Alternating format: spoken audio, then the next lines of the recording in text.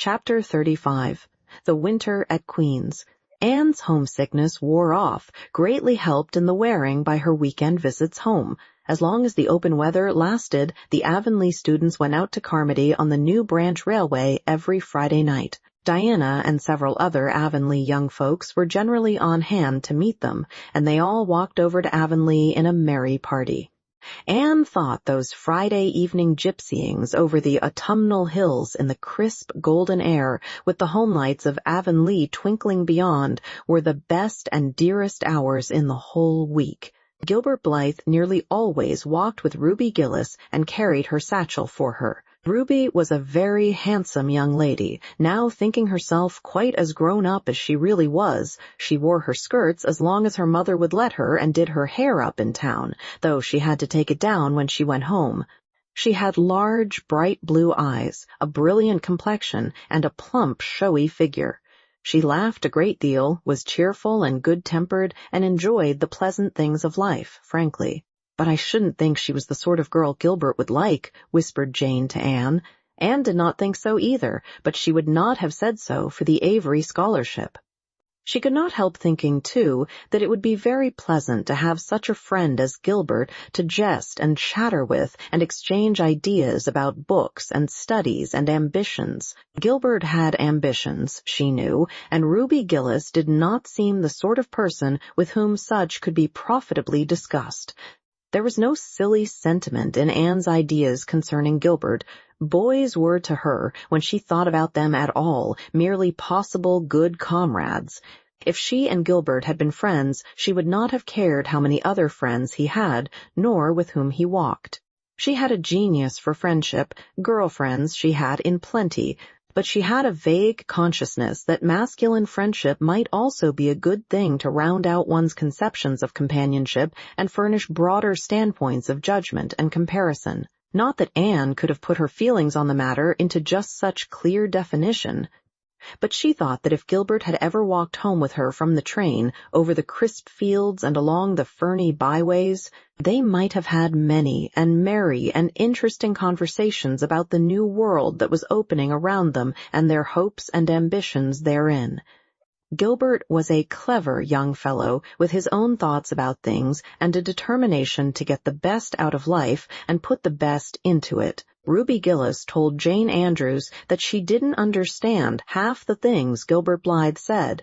He talked just like Anne Shirley did when she had a thoughtful fit on and for her part. She didn't think it any fun to be bothering about books and that sort of thing when you didn't have to. Frank Stockley had lots more dash and go, but then he wasn't half as good-looking as Gilbert, and she really couldn't decide which she liked best. In the academy, Anne gradually drew a little circle of friends about her, thoughtful, imaginative, ambitious students like herself. With the rose-red girl, Stella Maynard, and the dream girl, Priscilla Grant, she soon became intimate, finding the latter pale, spiritual-looking maiden to be full to the brim of mischief and pranks and fun, while the vivid, black-eyed Stella had a heartful of wistful dreams and fancies, as aerial and rainbow-like as Anne's own. After the Christmas holidays, the Avonlea students gave up going home on Fridays and settled down to hard work. By this time, all the Queen's scholars had gravitated into their own places in the ranks, and the various classes had assumed distinct and settled shadings of individuality. Certain facts had become generally accepted. It was admitted that the medal contestants had practically narrowed down to three: Gilbert Blythe, Anne Shirley, and Lewis Wilson. The Avery scholarship was more doubtful, any one of a certain 6 being a possible winner. The bronze medal for mathematics was considered as good as won by a fat, funny little up-country boy with a bumpy forehead and a patched coat. Ruby Gillis was the handsomest girl of the year at the academy. In the second-year classes, Stella Maynard carried off the palm for beauty, with small but critical minority in favor of Anne Shirley. Ethel Marr was admitted by all competent judges to have the most stylish modes of hairdressing, and Jane Andrews, plain, plodding, conscientious Jane, carried off the honors in the domestic science course. Even Josie Pye attained a certain preeminence as the sharpest-tongued young lady in attendance at Queen's. So it may be fairly stated that Miss Stacy's old pupils held their own in the wider arena of the academical course. Anne worked hard and steadily. Her rivalry with Gilbert was as intense as it had ever been in Avonlea school, although it was not known in the class at large, but somehow the bitterness had gone out of it. Anne no longer wished to win for the sake of defeating Gilbert, rather for the proud consciousness of a well-won victory over a worthy foeman. It would be worthwhile to win, but she no longer thought life would be insupportable if she did not. In spite of lessons, the students found opportunities for pleasant times. Anne spent many of her spare hours at Beechwood and generally ate her Sunday dinners there and went to church with Miss Barry. The latter was, as she admitted, growing old, but her black eyes were not dim nor the vigor of her tongue in the least abated. But she never sharpened the latter on Anne, who continued to be a prime favorite with the critical old lady. "That Anne girl improves all the time," she said. "I get tired of other girls. There is such a provoking and eternal sameness about them. Anne has as many shades as a rainbow, and every shade is the prettiest while it lasts. I don't know that she is as amusing as she was when she was a child, but she makes me love her, and I like people who make me love them. It saves me so much trouble in making myself love them." Then, almost before anybody realized it, spring had come. Out in Avonlea the Mayflowers were peeping pinkly out on the sere barrens where snow wreaths lingered, and the mist of green was on the woods and in the valleys. But in Charlottetown, harassed Queen's students thought and talked only of examinations. "It doesn't seem possible that the term is nearly over," said Anne. "Why, last fall it seemed so long to look forward to, a whole winter of studies and classes, and here we are, with the exams looming up next week. Girls, sometimes I feel as if those exams meant everything, but when I look at the big buds swelling on those chestnut trees and the misty blue air at the end of the streets, they don't seem half so important." Jane and Ruby and Josie, who had dropped in, did not take this view of it.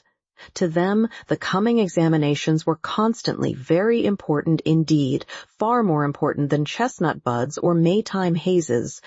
It was all very well for Anne, who was sure of passing at least, to have her moments of belittling them, but when your whole future depended on them, as the girls truly thought theirs did, you could not regard them philosophically. "I've lost 7 pounds in the last 2 weeks, sighed Jane. "It's no use to say don't worry. I will worry. Worrying helps you some. It seems as if you were doing something when you're worrying. It would be dreadful if I failed to get my license after going to Queen's all winter and spending so much money." "I don't care," said Josie Pye. "If I don't pass this year, I'm coming back next. My father can afford to send me. And Frank Stockley says that Professor Tremaine said Gilbert Blythe was sure to get the medal and that Emily Clay would likely win the Avery scholarship." "That may make me feel badly tomorrow, Josie," laughed Anne. "But just now I honestly feel that as long as I know the violets are coming out all purple down in the hollow below Green Gables, and that little ferns are poking their heads up in Lover's Lane, it's not a great deal of difference whether I win the Avery or not. I've done my best, and I begin to understand what is meant by the joy of the strife. Next to trying and winning, the best thing is trying and failing. Girls, don't talk about exams. Look at that arch of pale green sky over those houses and picture to yourself what it must look like over the purply dark beech woods back of Avonlea." "What are you going to wear for commencement, Jane?" asked Ruby practically. Jane and Josie both answered at once, and the chatter drifted into a side eddy of fashions. But Anne, with her elbows on the window-sill, her soft cheek laid against her clasped hands, and her eyes filled with visions, looked out unheedingly across city roof and spire to that glorious dome of sunset sky and wove her dreams of a possible future from the golden tissue of youth's own optimism. All the beyond was hers with its possibilities lurking rosily in the oncoming years, each year a rose of promise to be woven into an immortal chaplet. Chapter 36. The Glory and the Dream. On the morning when the final results of all the examinations were to be posted on the bulletin board at Queen's, Anne and Jane walked down the street together. Jane was smiling and happy. Examinations were over, and she was comfortably sure she had made a pass at least. Further considerations troubled Jane not at all. She had no soaring ambitions, and consequently was not affected with the unrest attendant thereon. For we pay a price for everything we get or take in this world, and although ambitions are well worth having, they are not to be cheaply won, but exact their dues of work and self-denial, anxiety and discouragement. Anne was pale and quiet. In 10 more minutes she would know who had won the medal and who the Avery. Beyond those 10 minutes there did not seem, just then, to be anything worth being called time.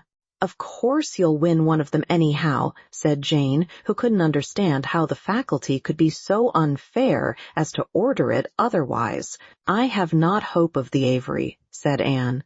"Everybody says Emily Clay will win it, and I'm not going to march up to that bulletin board and look at it before everybody. I haven't the moral courage. I'm going straight to the girls' dressing room." "You must read the announcements and then come and tell me, Jane, and I implore you in the name of our old friendship to do it as quickly as possible. If I have failed, just say so, without trying to break it gently, and whatever you do, don't sympathize with me. Promise me this, Jane." Jane promised solemnly, but, as it happened, there was no necessity for such a promise. When they went up the entrance steps of Queen's, they found the hall full of boys who were carrying Gilbert Blythe around on their shoulders and yelling at the tops of their voices, "Hurrah for Blythe, medalist!" For a moment Anne felt one sickening pang of defeat and disappointment. So she had failed and Gilbert had won. Well, Matthew would be sorry. He had been so sure she would win. And then somebody called out, "3 cheers for Miss Shirley, winner of the Avery." "Oh, Anne!" gasped Jane as they fled to the girls' dressing room amid hearty cheers. "Oh, Anne, I'm so proud. Isn't it splendid?" And then the girls were around them, and Anne was the center of a laughing, congratulating group. Her shoulders were thumped and her hands shaken vigorously. She was pushed and pulled and hugged, and among it all she managed to whisper to Jane, "Oh, won't Matthew and Marilla be pleased? I must write the news home right away." Commencement was the next important happening. The exercises were held in the big assembly hall of the academy. Addresses were given, essays read, songs sung, the public award of diplomas, prizes, and medals made. Matthew and Marilla were there, with eyes and ears for only one student on the platform. A tall girl in pale green with faintly flushed cheeks and starry eyes who read the best essay and was pointed out and whispered about as the Avery winner. "Reckon you're glad we kept her, Marilla," whispered Matthew, speaking for the first time since he had entered the hall when Anne had finished her essay.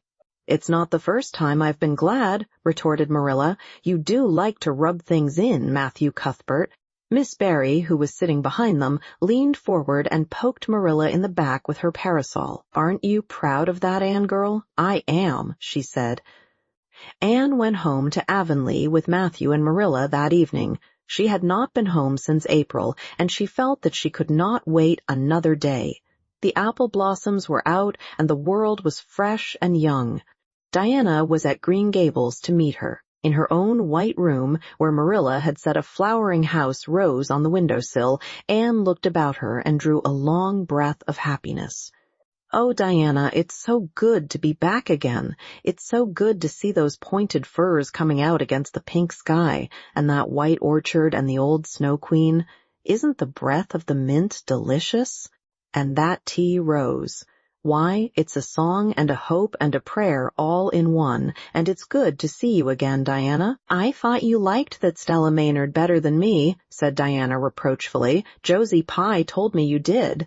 Josie said you were infatuated with her." Anne laughed and pelted Diana with the faded June lilies of her bouquet. "Stella Maynard is the dearest girl in the world except one, and you are that one, Diana," she said. "I love you more than ever, and I've so many things to tell you. but just now I feel as if it were joy enough to sit here and look at you. I'm tired, I think. Tired of being studious and ambitious. I mean to spend at least 2 hours tomorrow lying out in the orchard grass thinking of absolutely nothing. You've done splendidly, Anne. I suppose you won't be teaching now that you've won the Avery. No. I'm going to Redmond in September. Doesn't it seem wonderful? I'll have a brand new stock of ambition laid in by that time after 3 glorious, golden months of vacation. Jane and Ruby are going to teach. Isn't it splendid to think we all got through, even to Moody Spurgeon and Josie Pye?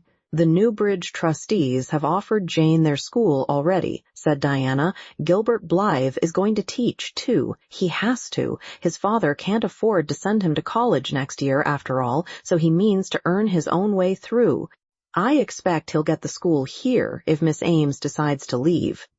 Anne felt a queer little sensation of dismayed surprise. She had not known this. She had expected that Gilbert would be going to Redmond also. What would she do without their inspiring rivalry? Would not work, even at a coeducational college with a real degree in prospect, be rather flat without her friend the enemy? The next morning at breakfast it suddenly struck Anne that Matthew was not looking well. Surely he was much grayer than he had been a year before. "Marilla," she said hesitatingly when he had gone out, "is Matthew quite well?" "No, he isn't," said Marilla in a troubled tone. "He's had some real bad spells with his heart this spring, and he won't spare himself a mite. I've been real worried about him, but he's some better this while back, and we've got a good hired man, so I'm hoping he'll kind of rest and pick up. Maybe he will now. You're home. You always cheer him up." Anne leaned across the table and took Marilla's face in her hands. "You are not looking as well yourself as I'd like to see you, Marilla. You look tired. I'm afraid you've been working too hard. You must take a rest now that I'm home. I'm just going to take this one day off to visit all the dear old spots and hunt up my old dreams, and then it will be your turn to be lazy while I do the work." Marilla smiled affectionately at her girl. "It's not the work. It's my head. I've got a pain so often now behind my eyes. Dr. Spencer's been fussing with glasses, but they don't do me any good. There is a distinguished oculist coming to the island the last of June, and the doctor says I must see him. I guess I'll have to. I can't read or sew with any comfort now. Well, Anne, you've done real well at Queen's, I must say. To take first-class license in 1 year and win the Avery scholarship.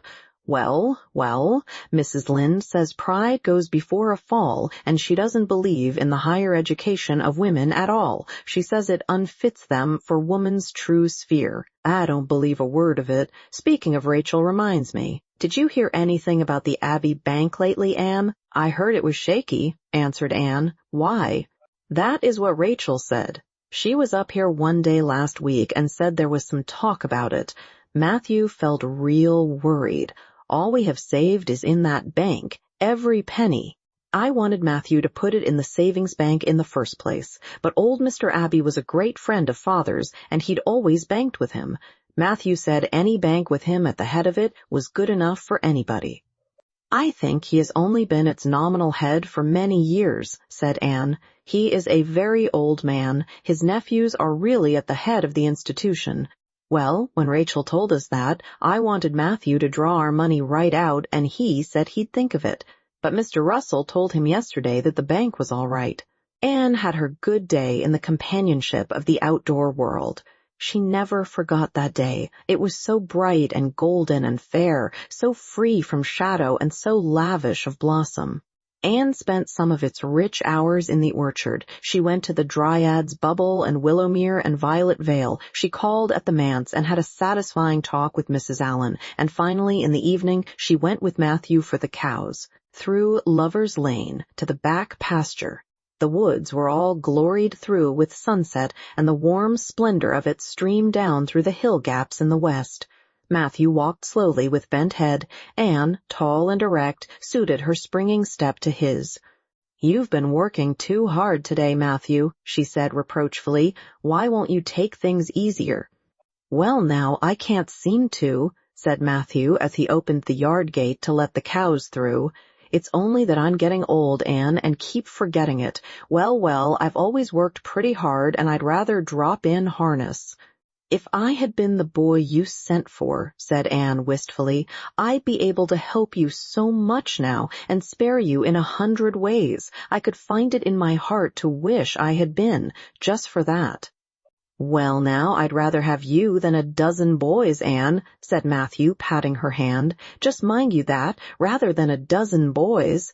Well, now, I guess it wasn't a boy that took the Avery scholarship, was it? It was a girl, my girl that I'm proud of."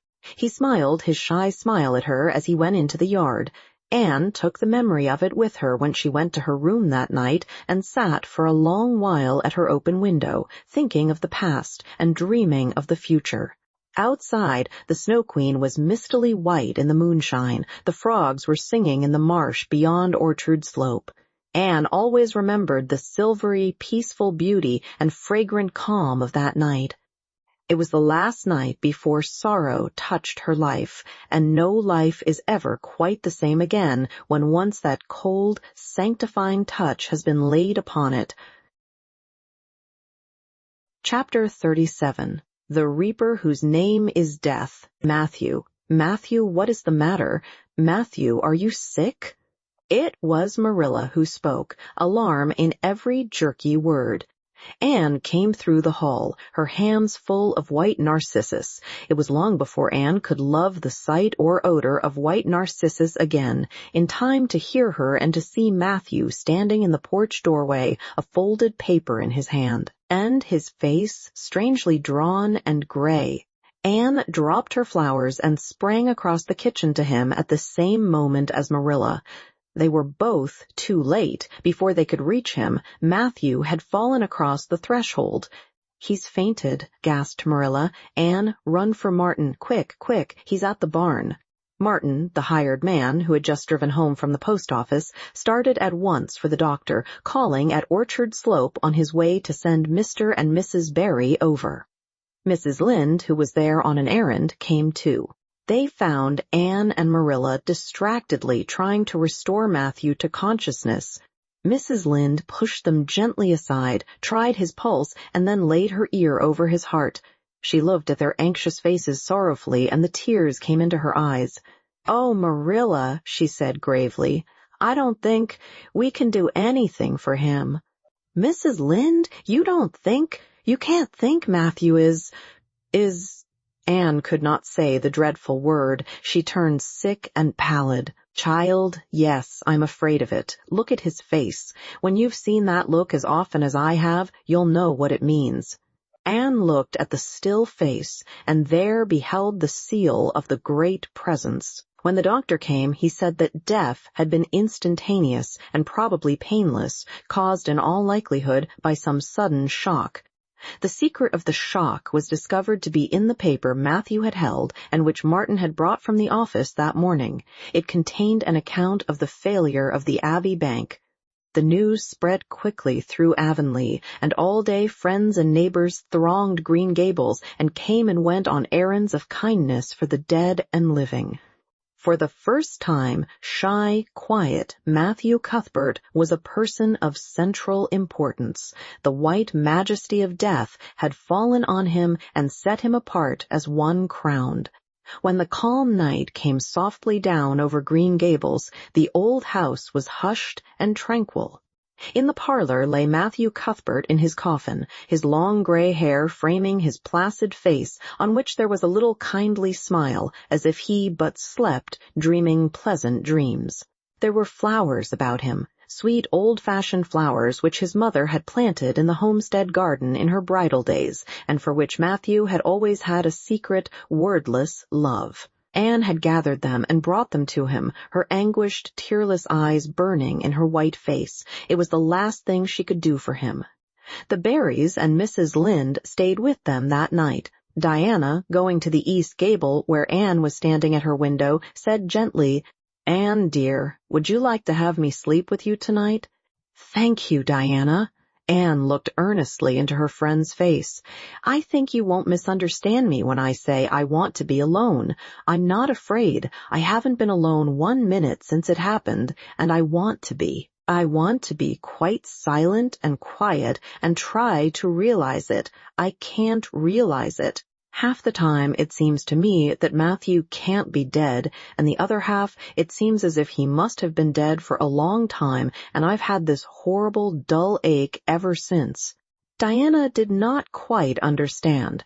Marilla's impassioned grief, breaking all the bounds of natural reserve and lifelong habit in its stormy rush, she could comprehend better than Anne's tearless agony. But she went away kindly, leaving Anne alone to keep her first vigil with sorrow. Anne hoped that the tears would come in solitude. It seemed to her a terrible thing that she could not shed a tear for Matthew, whom she had loved so much and who had been so kind to her. Matthew, who had walked with her last evening at sunset and was now lying in the dim room below with that awful peace on his brow. But no tears came at first, even when she knelt by her window in the darkness and prayed, looking up to the stars beyond the hills. No tears, only the same horrible, dull ache of misery that kept on aching until she fell asleep, worn out with the day's pain and excitement. In the night she awakened, with the stillness and the darkness about her, and the recollection of the day came over her like a wave of sorrow. She could see Matthew's face smiling at her as he had smiled when they parted at the gate that last evening. She could hear his voice saying, my girl that I'm proud of." Then the tears came, and Anne wept her heart out. Marilla heard her and crept in to comfort her.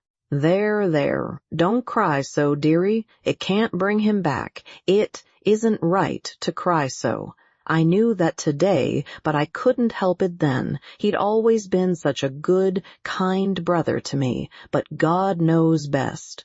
"Oh, just let me cry, Marilla," sobbed Anne. "The tears don't hurt me like that ache did. Stay here for a little while with me and keep your arm round me." "So, I couldn't have Diana stay. She's good and kind and sweet, but it's not her sorrow. She's outside of it, and she couldn't come close enough to my heart to help me. It's our sorrow, yours and mine. Oh, Marilla, what will we do without him? We've got each other, Anne. I don't know what I'd do if you weren't here, if you'd never come." "Oh, Anne, I know I've been kind of strict and harsh with you maybe, but you mustn't think I didn't love you as well as Matthew did for all that.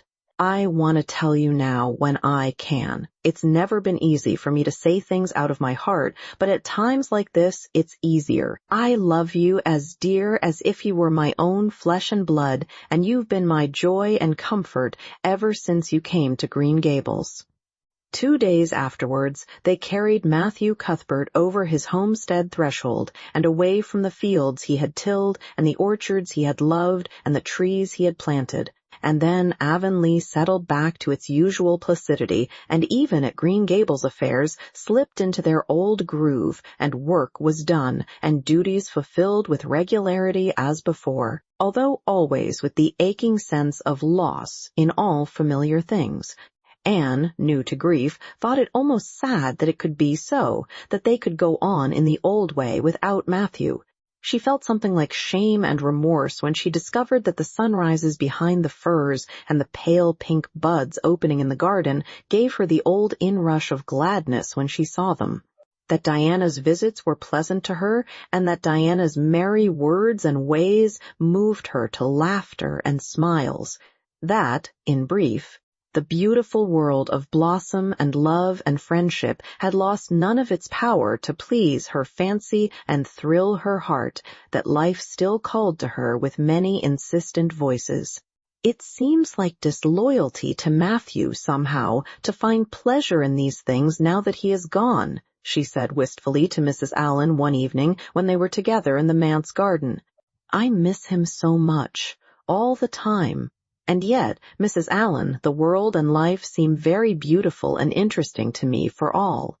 Today Diana said something funny, and I found myself laughing. I thought when it happened I could never laugh again, and it somehow seems as if I oughtn't to. When Matthew was here, he liked to hear you laugh, and he liked to know that you found pleasure in the pleasant things around you," said Mrs. Allen gently. "He is just away now, and he likes to know it just the same. I am sure we should not shut our hearts against the healing influences that nature offers us. But I can understand your feeling. I think we all experience the same thing. We resent the thought that anything can please us when someone we love is no longer here to share the pleasure with us, and we almost feel as if we were unfaithful to our sorrow when we find our interest in life returning to us. I was down to the graveyard to plant a rose bush on Matthew's grave this afternoon," said Anne dreamily. "I took a slip of the little white Scotch rosebush his mother brought out from Scotland long ago. Matthew always liked those roses the best. They were so small and sweet on their thorny stems. It made me feel glad that I could plant it by his grave, as if I were doing something that must please him in taking it there to be near him. I hope he has roses like them in heaven. Perhaps the souls of all those little white roses that he has loved so many summers were all there to meet him. I must go home now. Marilla is all alone, and she gets lonely at twilight." "She will be lonelier still, I fear, when you go away again to college," said Mrs. Allen. Anne did not reply. She said good night and went slowly back to Green Gables. Marilla was sitting on the front doorsteps, and Anne sat down beside her. The door was open behind them, held back by a big pink conch shell with hints of sea sunsets in its smooth inner convolutions.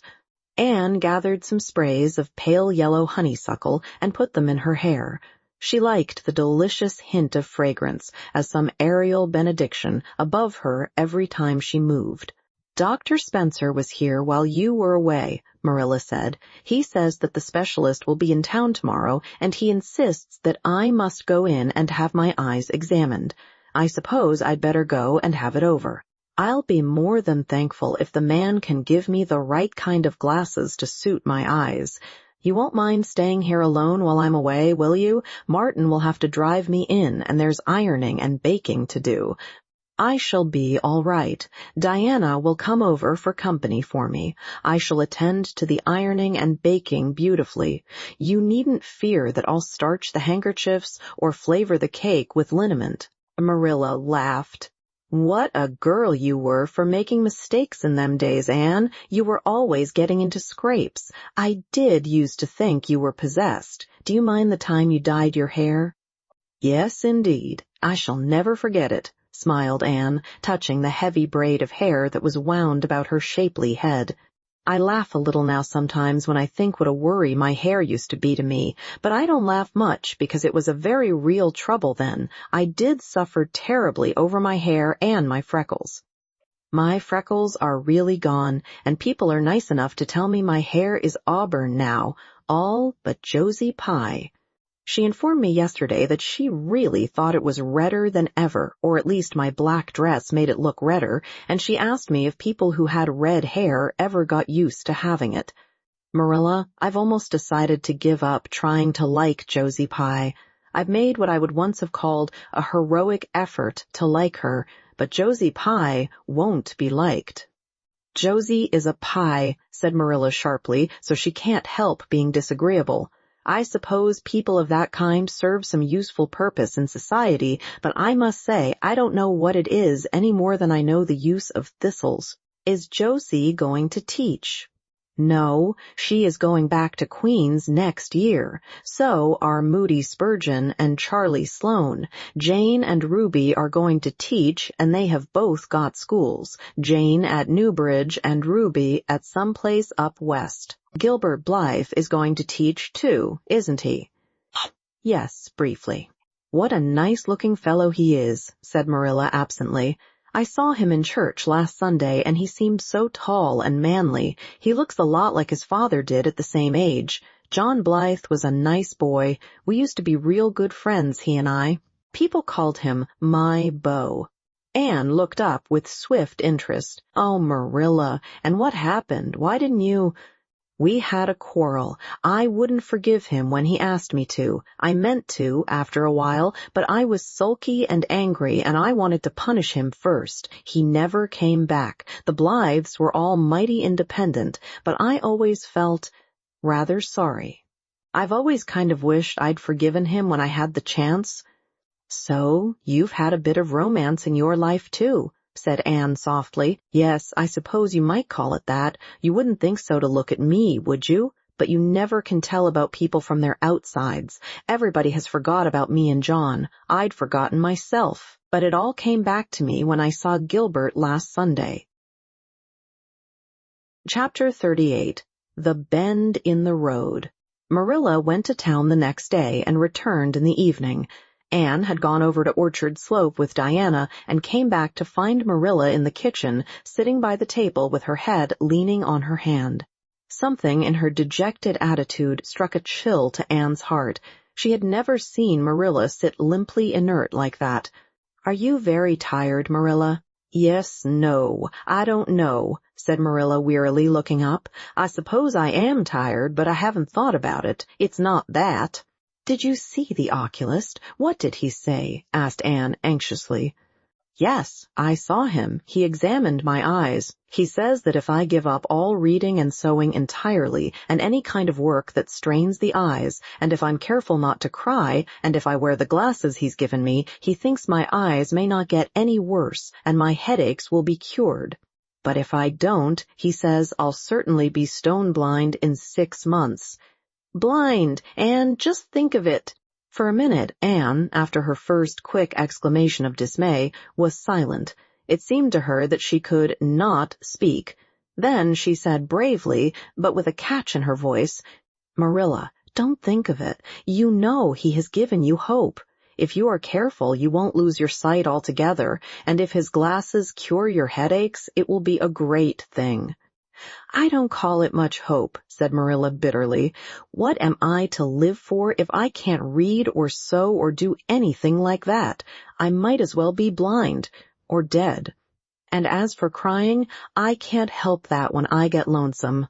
But there, it's no good talking about it. If you'll get me a cup of tea, I'll be thankful. I'm about done out. Don't say anything about this to anyone for a spell yet, anyway. I can't bear that folks should come here to question and sympathize and talk about it." When Marilla had eaten her lunch, Anne persuaded her to go to bed. Then Anne went herself to the east gable and sat down by her window in the darkness, alone with her tears and her heaviness of heart. How sadly things had changed since she had sat there the night after coming home. Then she had been full of hope and joy, and the future had looked rosy with promise. Anne felt as if she had lived years since then, but before she went to bed there was a smile on her lips and peace in her heart. She had looked her duty courageously in the face and found it a friend, as duty ever is when we meet it frankly. One afternoon, a few days later, Marilla came slowly in from the front yard where she had been talking to a caller, a man whom Anne knew by sight as Sadler from Carmody. Anne wondered what he could have been saying to bring that look to Marilla's face. What did Mr. Sadler want, Marilla? Marilla sat down by the window and looked at Anne. There were tears in her eyes, in defiance of the oculist's prohibition, and her voice broke as she said, "He heard that I was going to sell Green Gables, and he wants to buy it." Buy it? Buy Green Gables? Anne wondered if she had heard aright. "Oh, Marilla, you don't mean to sell Green Gables." "Anne, I don't know what else is to be done. I've thought it all over. If my eyes were strong, I could stay here and make out to look after things and manage with a good hired man. But as it is, I can't. I may lose my sight altogether, and anyway, I'll not be fit to run things. Oh, I never thought I'd live to see the day when I'd have to sell my home, but things would only go behind worse and worse all the time, till nobody would want to buy it. Every cent of our money went in that bank, and there's some notes Matthew gave last fall to pay. Mrs. Lynde advises me to sell the farm and board somewhere. With her, I suppose. It won't bring much. It's small, and the buildings are old.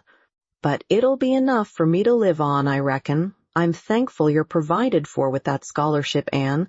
I'm sorry you won't have a home to come to in your vacations, that's all, but I suppose you'll manage somehow." Marilla broke down and wept bitterly. "You mustn't sell Green Gables," said Anne resolutely. "Oh, Anne, I wish I didn't have to, but you can see for yourself. I can't stay here alone. I'd go crazy with trouble and loneliness, and my sight would go—" "I know it would.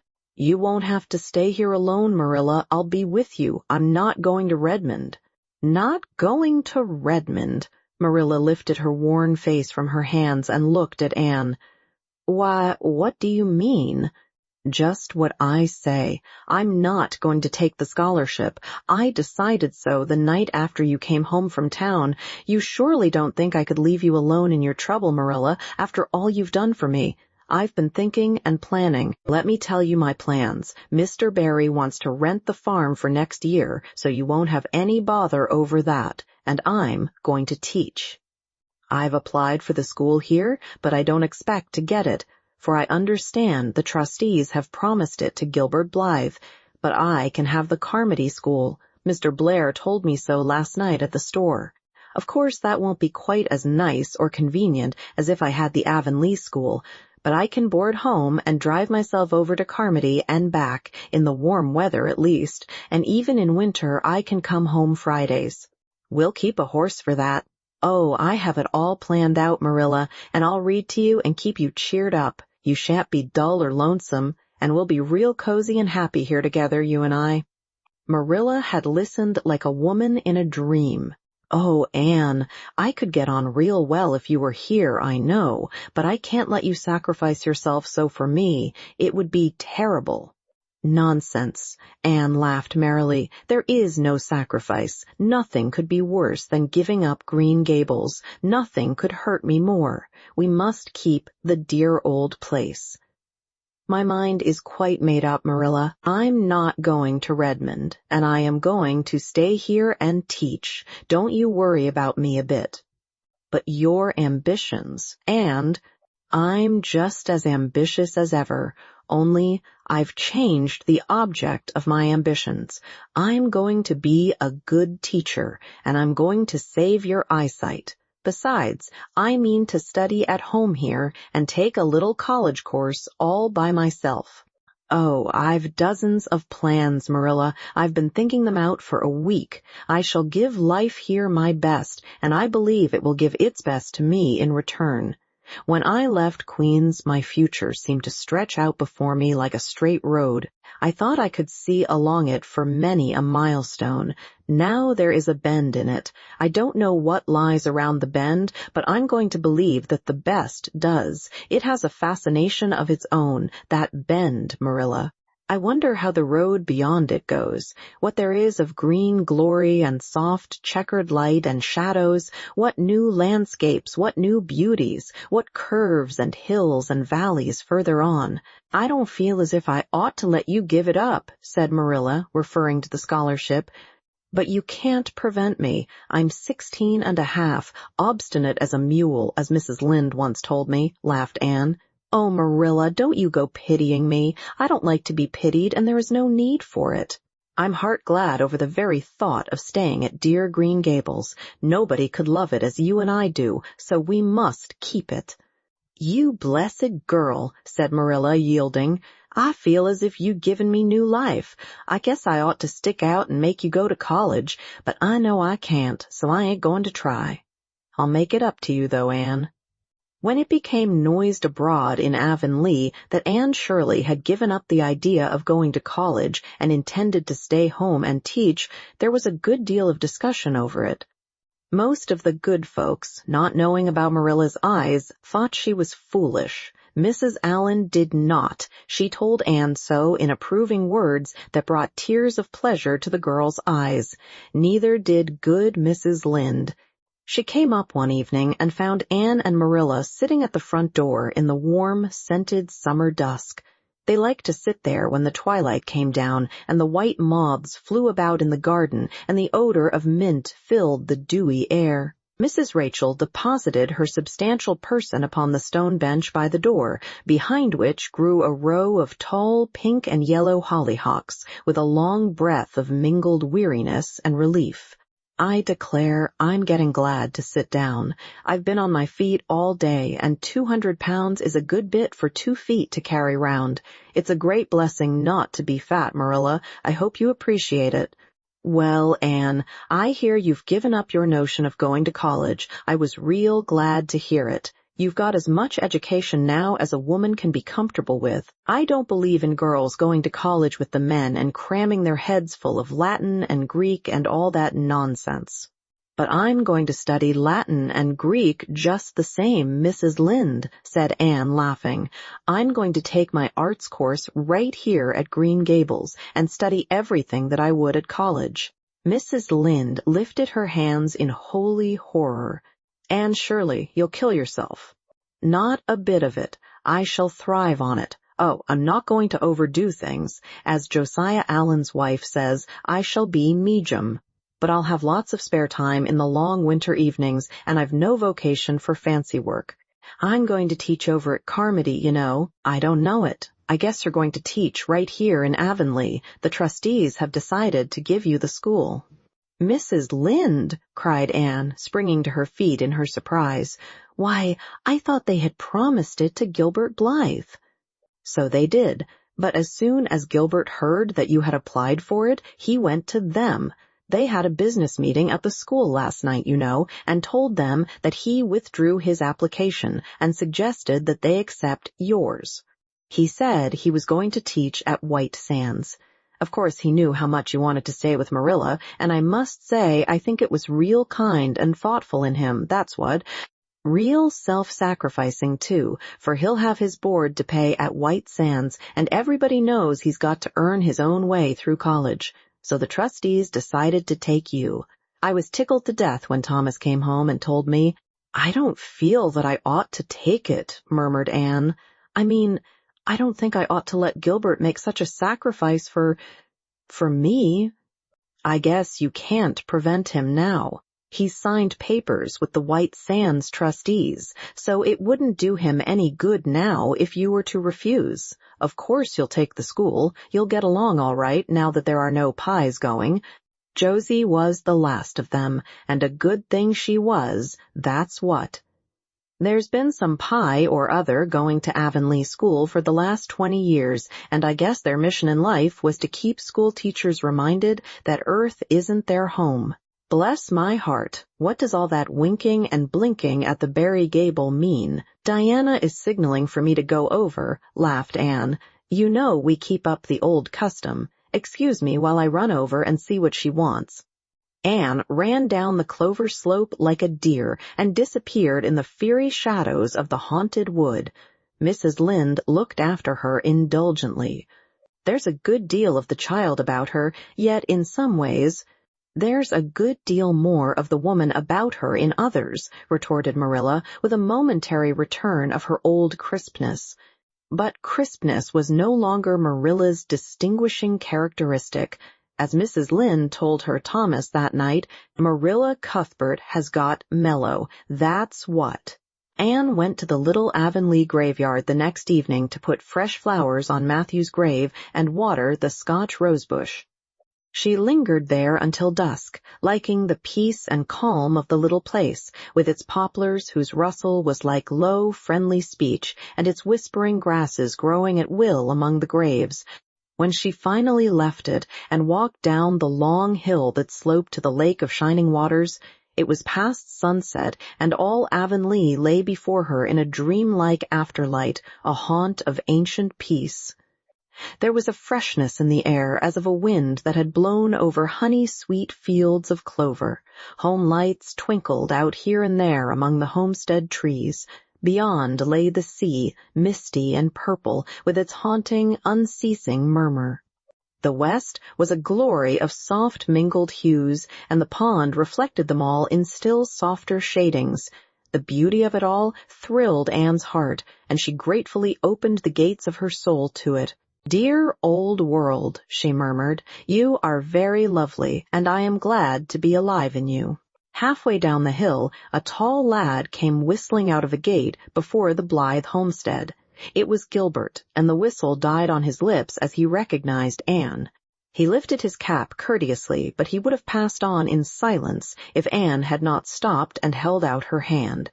"Gilbert," she said with scarlet cheeks, "I want to thank you for giving up the school for me. It was very good of you, and I want you to know that I appreciate it." Gilbert took the offered hand eagerly. "It wasn't particularly good of me at all, Anne. I was pleased to be able to do you some small service. Are we going to be friends after this? Have you really forgiven me my old fault?" Anne laughed and tried unsuccessfully to withdraw her hand. "I forgave you that day by the pond landing, although I didn't know it. What a stubborn little goose I was. I may as well make a complete confession. I've been sorry ever since." "We are going to be the best of friends," said Gilbert jubilantly. "We were born to be good friends, Anne. You've thwarted destiny enough. I know we can help each other in many ways. You are going to keep up your studies, aren't you? So am I. Come, I'm going to walk home with you." Marilla looked curiously at Anne when the latter entered the kitchen. "Who was that came up the lane with you, Anne?" "Gilbert Blythe," answered Anne, vexed to find herself blushing. "I met him on Barry's Hill." "I didn't think you and Gilbert Blythe were such good friends that you'd stand for half an hour at the gate talking to him," said Marilla with a dry smile. "We haven't been. We've been good enemies. But we have decided that it will be much more sensible to be good friends in the future." Were we really there half an hour? It seemed just a few minutes. But, you see, we have 5 years' lost conversations to catch up with, Marilla. Anne sat long at her window that night, companioned by a glad content. The wind purred softly in the cherry boughs, and the mint breaths came up to her. The stars twinkled over the pointed firs in the hollow, and Diana's light gleamed through the old gap. Anne's horizons had closed in since the night she had sat there after coming home from Queen's, but if the path set before her feet was to be narrow, she knew that flowers of quiet happiness would bloom along it. The joy of sincere work and worthy aspiration and congenial friendship were to be hers. Nothing could rob her of her birthright of fancy or her ideal world of dreams. And there was always the bend in the road. "God's in his heaven. All's right with the world," whispered Anne softly.